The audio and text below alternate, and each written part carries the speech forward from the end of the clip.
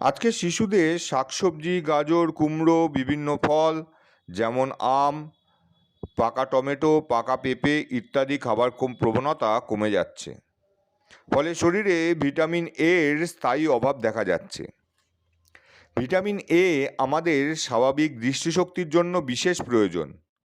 ভিটামিনের অভাবে আমরা মৃদু আলোতে মানে কম আলোতে দেখতে সমস্যা হয়। কেন সমস্যা হয় এর বিজ্ঞানসম্মত বিশ্লেষণই আজকে আমরা করব। আমাদের চোখের রেটিনাতে দুই ধরনের কোষ থাকে, রড কোষ আর কোন কোষ। কোন কোষ আমাদের উজ্জ্বল আলোতে দেখতে সাহায্য করলেও রড কোষ আমাদের মৃদু আলোতে দেখতে সাহায্য করে। রড কোষের মধ্যে থাকে রোডপসিন রঞ্জক। এই রঞ্জক অপসিন প্রোটিন ও ভিটামিন এ দিয়ে গঠিত। বেশি আলোতে রোডপসিন ভেঙে যায়, কম আলোতে ভিটামিন এ ও অন্যান্য প্রোটিন আবার রোডপসিন সংশ্লেষ করে।